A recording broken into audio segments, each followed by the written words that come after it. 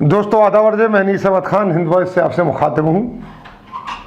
UP में बढ़ते महिला अपराध को रोकथाम के लिए मुख्यमंत्री योगी आदित्यनाथ ने देर आयत दुरुस्त आयत, देर से आए लेकिन ठीक ठाक आए, एक उन्होंने मिशन शक्ति की शुरुआत की है। मिशन शक्ति का मतलब है कि यूपी के बलरामपुर के में वो थे इसी हफ्ते कल परसों उन्होंने वहाँ मिशन शक्ति की घोषणा की है। उन्होंने महिलाओं और लड़कियों के साथ बढ़ते अपराधों को रोकने के लिए मिशन शक्ति की गठन किया है। इसमें सारे जो फास्ट ट्रैक कोर्ट के में केस चलेंगे, साथ ही उन लोगों की जो छेड़छाड़ करते हैं, वे बलात्कार या इनमें पाए गए लिप्त, उनकी तस्वीरें चौराहे पे बड़ी बड़ी लगेंगी। योगी जी को बहुत शौक है कि लोगों की तस्वीरें चौराहे पे लगाने का। ये CAA से सिलसिला शुरू किया था, अब वो क्रिमिनल्स को भी इसी में ला रहे हैं जो कि बलात्कारी है। सब चीज़ें उन्होंने यह जो प्रदेश में बढ़ते अपराधों को रोकने के लिए की है, खासतौर पे महिला अपराधों के लिए। एक और कदम उन्होंने कहा कि हमने बढ़ाया। इसी साल पिछले महीने यानी सितंबर में यूपी में बढ़ते अपराधों को रोकने के लिए इन्होंने एक सुरक्षा बल, विशेष सुरक्षा बल तैयार किया था, जिसको मानसून सत्र में विधानसभा से उसको क्लियरेंस भी मिल गई थी, उसको मंजूरी भी मिल गई, तो उसका विधेयक भी पास हो गया था। ये UPSSF Uttar Pradesh special security force का जो ये गठन हुआ है, ये बहुत ही ड्रैकोनियन है। जैसा बिल्कुल अंग्रेज़ों के ज़माने में होता था वैसा ही है कि इसमें ये कहा गया कि जो भी किसी भी व्यक्ति के ऊपर अगर शक है उनको स्पेशल सिक्योरिटी फोर्स वालों को, वो तो उसके बगैर वारंट गिरफ्तार कर सकते हैं और बगैर वारंट उसके यहाँ सर्च कर सकते हैं, कुछ भी बगैर वारंट कर सकते हैं उनको। अच्छा, उनको लेके आप अदालत में भी नहीं जा पाएंगे और उनके किसी अधिकारी के खिलाफ आप मुकदमा भी दर्ज नहीं कर पाएंगे।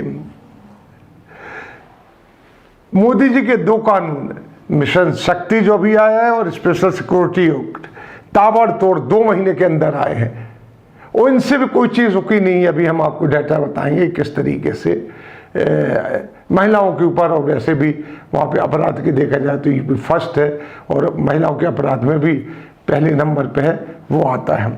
इससे पहले उन्होंने एक कदम और उठाया था, वो था 2017 में महिलाओं के प्रति, लड़कियों के प्रति अपराध रोकने के लिए रोमियो स्क्वाड का गठन किया था उन्होंने, जो में उसमें एक पुरुष इंस्पेक्टर रैंक का आदमी होता था, एक महिला होती थी, और जहाँ भी लड़के लड़कियों को खड़े देखते थे उसको वो पकड़ते थे और उनसे पूछते थे तुम क्या हो क्या नहीं, जात पूछते थे, हर चीज़ पूछते थे।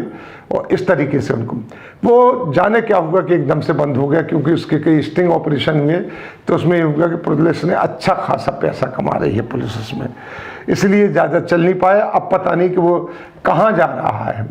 हालांकि जब वो ये जो मिशन जो था रोमियो स्क्वाड चला, तो दिल्ली में बीजेपी के जो उस समय तत्कालीन अध्यक्ष थे दिल्ली प्रदेश बीजेपी के, तिवारी, मनोज तिवारी साहब बिहार के थे, वो यहाँ थे, गायक बहुत अच्छे थे। उन्होंने कहा था ये दिल्ली में भी लागू होना चाहिए और कई जगह इस तरीके से आने लगा था कि जो रोमियो स्क्वाड लागू होना चाहिए, लेकिन वो टाइम फिक्स हो गया, ख़त्म हो गया। कोई उसका अब पता भी नहीं है कहाँ है, कैसा है, क्या कहाँ गया। वो कहा जा रहा कि जो ये 2 ताबड़तोड़ इन्होंने बनाए हैं, स्पेशल सिक्योरिटी फोर्स और मिशन शक्ति, ये जो ताबड़तोड़ बनाए हैं, इनसे अपराध रुक जाएंगे। यूपी में ये 2 महीने के अंदर हुआ है दोनों का गठन। लेकिन आपको बताते चले कि NCRB की 2019 की रिपोर्ट जो अभी आई है, उसके अनुसार यूपी में बच्चियों के साथ पॉक्सो जो कानून है उसके केसेस सबसे अधिक हैं। 2019 में 7,444 केस हुए हैं, एक पूरे भारत में सबसे ज़्यादा है। बच्चियों के साथ जो दुर्व्यवहार होता है, कई तरीके के होते, उनके साथ जो दुर्व्यवहार होते हैं, दुर्व्यवहार का मतलब नहीं कि माँ बाप उनको मारते हैं किसी वजह से, दुर्व्यवहार का मतलब उनका सेक्सुअल असॉल्ट जो होता है उनके ऊपर। महिलाओं के ऊपर जो अत्याचार है उनमें भी यूपी टॉप पर है। 2019 में, ये NCRB की है, नेशनल क्राइम रिकॉर्ड ब्यूरो जो भारत सरकार का, उसकी रिपोर्ट है, इसमें हम लोगों का कोई हाथ नहीं है। 2019 में जो महिलाओं के ऊपर अत्याचार बहुत ज़्यादा हुए हैं। 2019 में 59,853 केसेस रजिस्टर्ड हुए हैं। ये है जो रिकॉर्ड। महिला एवं बाल विकास मंत्री स्मृति ईरानी ने लोकसभा में बताया, ये उन्हीं की सरकार है, बीजेपी की, यूपी में बीजेपी की सरकार है, कि लॉकडाउन में 20 सितंबर तक यूपी से महिलाओं के ऊपर अत्याचार 5,470 शिकायतें आई हैं, जो सबसे ज़्यादा हैं पूरे भारत में, सबसे ज़्यादा है लॉकडाउन में जो शिकायतें आई हैं। यानी यूपी क्राइम अगेंस्ट वुमेन में टॉप पर है। योगी जी का राज है, टॉप पर है। वो कानून पे कानून बनाते चले जाते हैं। जब CAA का हुआ तो उन्होंने नया कानून लाए कि इनको कुर्कियाँ हो जाएंगी, इनके घरों की कुर्कियाँ कर दी उन्होंने, दुकानों की कुर्कियाँ कर दी, उनकी फ़ोटोएँ चौराहे पे टांग दी, क्राइम नहीं रुका। इन्होंने आते साथ ही इनकाउंटर प्रदेश बना दिया था कि गोली खाओ या प्रदेश छोड़ो, लेकिन ना वहाँ पे क्राइम रुका। बड़े बड़े क्रिमिनल हुए हैं जो अब मारे जा रहे हैं और जो बाकायदा घूम रहे हैं। आप देखिए रोज आए दिन DM और SP के सामने गोलियां चल जाती हैं। ये कांड हो रहे हैं। अब सवाल ये उठा, मोदी जी 2020 में मिशन शक्ति लेकर आए हैं महिलाओं के रोकने के लिए। अब सवाल उठता है कि क्या ये कानून पर कानून, कानून पर कानून, कानून पर कानून, कानून पर कानून बनाने से अवतार रुक जाएंगे? फिर मिशन शक्ति वही CAA वाला ही एक फार्मूला जो CAA में इन्होंने लागू किया था कि जो भी CAA आंदोलन में शामिल होगा उस पर जितना भी नुकसान होगा उस शहर का, वो उससे लिया जाएगा उन लोगों पर, और इस तरीके से करोड़ों रुपया उनसे हर जाने के रूप में इकट्ठे किए गए और जेल भी भेजा गया। कई लोग उसमें से छूट के आ गए हैं, कई लोग अभी तक जेल में पड़े हुए हैं। ये है, लेकिन कोई फ़ायदा नहीं हुआ। क्राइम उसी तरीके से बढ़ता रहा, इनकाउंटर हुए, गोलीबारी उसी तरह से, गुंडागिर्दी उसी तरीके से बढ़ती रही। अब आप देखिए यूपी में बलात्कार हुआ, अभी हाथरस में बलात्कार हुआ, उसमें सत्तारूढ़ पार्टी के आदमी उसको बचाव में खड़े हो गए। अब बताइए, ये तो कठुआ में भी हुआ था, JNK में जब एक बच्चे के साथ बलात्कार हुआ था, तो तिरंगा झंडा लेके जो कश्मीर JNK के मिनिस्टर थे वो आगे आए थे। किस लिए आए थे? बलात्कार बलात्कार है, हिंदू का हुआ, मुसलमान का हुआ, दलित का हुआ है, किसी का हुआ, भारत के नागरिक का हुआ है।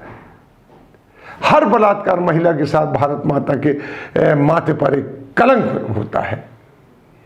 जहां नारी लक्ष्मीबाई है, जहां दुर्गा है, जब पूरे देश में नवरात्र चल रहे हैं, दुर्गा की पूजा हो रही है, हर दिन दुर्गा के नए रूप की पूजा हो रही है, और उसी तरीके से यूपी में बलात्कार की घटनाएं हो रही हैं। क्राइम उसी ग्राफ से उसी तरीके से बढ़ रहा है। भाई कानून बनाने से अगर रुकता तो हाथ के बदले हाथ, आंख के बदले आंख कब से चला रहा? आदिकाल से आज तक चोरी नहीं रुकी, बदमाशी नहीं रुकी, कोई कानून नहीं रुका। कानून से नहीं, उसके लिए शिक्षा, उसके लिए एजुकेशन देना चाहिए, एजुकेट करना चाहिए। जो सत्तारूढ़ में बैठे हुए उनको भी एजुकेट होना चाहिए। यहाँ तो ये है कि जब गिरफ्तारी का टाइम आता है तो सत्तारूढ़ कांग्रेस जो दल होता है उसी के आदमी थानों में जाके एजिटेशन करने लगते हैं, पुलिस से मारपीट करने लगते हैं। पुलिस वाले भी हाथ छोड़ देते हैं कि क्या करना हमें, कौन से मेरे बाप का लुट रहा है। एक हमने कहते दिखाए पुलिस वालों को कि कौन सा मेरे बाप का जा रहा है, लुटने तो, मरने तो, होने तो बलात्कार। ताजा उदाहरण आपका हाथरस का है। पूरा रंगा सरकार लगा रही है, यूपी सरकार के केस को कितना डाइवर्ट किया जाए, कितना डाइवर्ट किया जाए। क्यों? सवर्ण और दलित का मामला है। सवर्ण प्यारे हैं, दलित न्यारे हैं, अलग है बिल्कुल। ये मामले में इस तरीके से कहां से कानून लागू हो सकते? और कानून बनाने से कोई चीज हल नहीं होती है, बेईमानी रुक जाती कानून बनाने से। ये सब बातें अगर आप देखो उठा के तो संविधान में पहले से मौजूद है, ये सारे कानून मौजूद है, लेकिन उनका इम्प्लीमेंटेशन नहीं हो रहा है। ये सारे जो संविधान में बनाए हुए महिलाओं के लिए कानून है, ये क्यों नहीं अप्लाई हो रहे हैं? ये बहुत बड़ा सवाल, ये निशान है जिसको आप समझते हैं। लेकिन जब सैया भय कोतवाल तो अब डर काहेगा। इसी के साथ हम आपसे विदा लेते हैं, अगले फिर हाजिर होंगे, तब तक के लिए दीजिए हमें इजाज़त है।